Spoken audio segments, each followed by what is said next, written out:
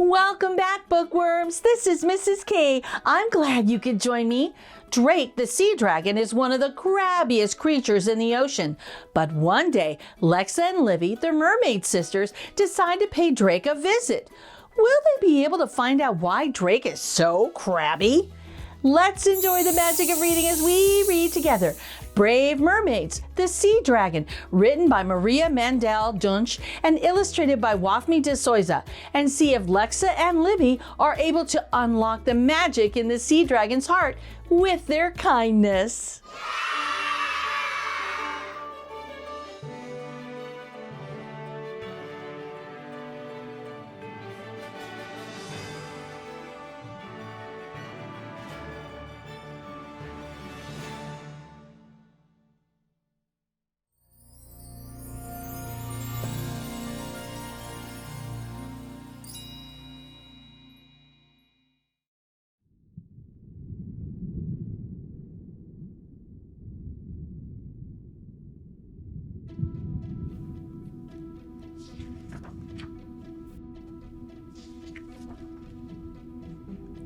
Just beyond the beautiful underwater city of Atlantica lived a sea dragon named Drake.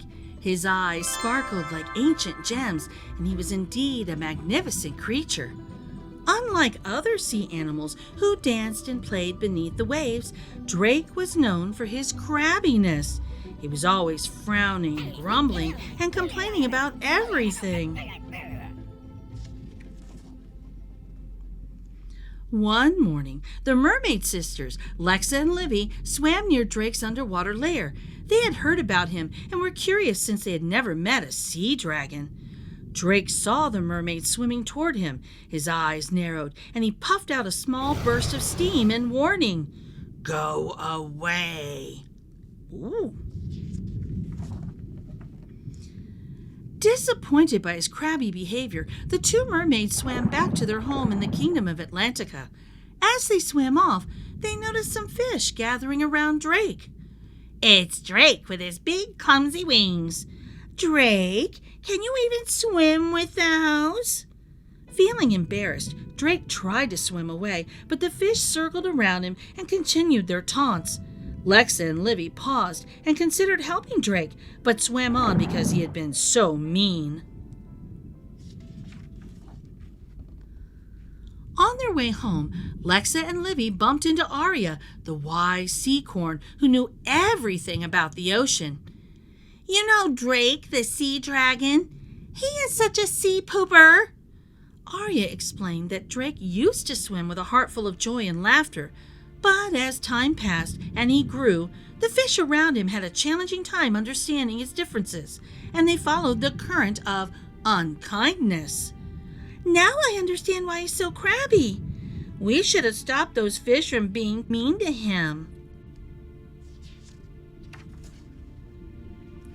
Aria explained that kindness is the key to unlocking his magic. "We can show him kindness." "Yes, and listen with your heart." With those wise words, Aria retreated into the depths of the ocean, leaving Lexa and Livi with a newfound sense of purpose. They knew that by following her advice, they could bring happiness back to the heart of the sea dragon. "Let's go make Drake happy again with our power of kindness." And so Lexa and Livi swam back to Drake's cave. They smiled warmly and introduced themselves. "Hello, Drake. We're Lexa and Livi." "Leave me alone." They hesitated, exchanging glances, but continued. "Would you like to hear a mer story?" Drake grumbled, but was intrigued by the mermaid sisters' cheerfulness, and he was feeling rather lonely. So he patiently sat down and looked at Livi and Lexa. Lexa and Livi began telling Drake stories about their brave adventures.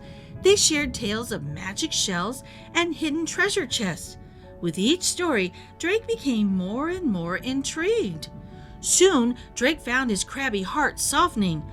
"So many adventures. Want to hear some of mine?" "Dragon story time!" Drake told the sisters stories of playing tag with sea turtles and games of hide and seek. Lexa and Livi were mesmerized. This is fantastic! Drake thought maybe these mermaids were different from other sea creatures. He mustered his courage and timidly asked,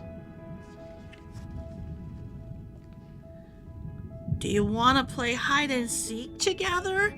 Yay! And so the new friends played together. Drake was exceptionally good at hide and seek since he could camouflage himself among the coral reefs. After that, the three became friends and played together often until one day they were racing. Drake was in the lead because he was much faster than the two mermaids. Still, he made sure to slow down so that Lexa and Livi could catch up to him. A group of fish swam by, giggling and whispering. "Hey, Lexa and Livi, what are you doing with that crabby sea dragon? Look at Drake's big bumpy wings. Is he a fish or a bird?" "He's our friend. That's not kind." Drake hesitated, but having his newfound friends by his side gave Drake the confidence to speak up for himself. "Hey, little fishy friends, why judge me by my wings? They're unique. And as for being crabby, maybe it's because I've felt left out." "Left out? Why?" "Instead of getting to know me, you made fun of me. How do you think that feels?" The fish thought about what Drake said and were impressed by his bravery and kindness. "It's never too late to be friends. Let's celebrate our differences instead of teasing each other, shall we?" "Maybe we were wrong. We are sorry." Lexa asked the fish if they wanted to play together, and the fish happily agreed. "I wonder what will happen if we tickle Drake." "Let's do it!" "Catch me if you can." Livi, Lexa, and the fish got covered in a burst of bubbles as Drake sped away from them, racing toward the coral. "Drake, slow down! Wait up!" "Guess his wings are faster than a tail." Drake was having so much fun, and that's when it happened. Drake let out the most joyous laugh. "Ha ha ha ha ha ha!" It echoed through the underwater world like a beautiful symphony. Everyone who heard that sound was immediately filled with happiness. "What was that?" Aria the seacorn then appeared from behind the coral reef. That was the laughter of a sea dragon. Aria explained that a sea dragon's laugh has the amazing power to bring happiness to whoever hears it. "Lexa and Livi helped me find my happiness again." Everyone deserves a friend, no matter how different they may seem. Aria smiled happily as she watched the two mermaids chasing after the sea dragon. Livi and Lexa had managed to turn Drake's grumpies to giggles and unlocked his magical laughter. And so,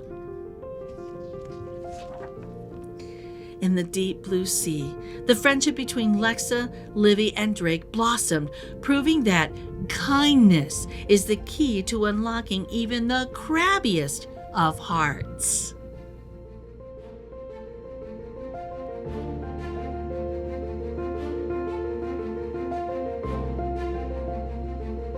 Well, bookworms, if you enjoyed Brave Mermaids, the Sea Dragon, be sure to check it out at your local library or buy a copy for yourself from your favorite bookstore. If you enjoyed my Read Aloud video, please give it a thumbs up and become an official bookworm and subscribe. Until next time, enjoy the magic of reading.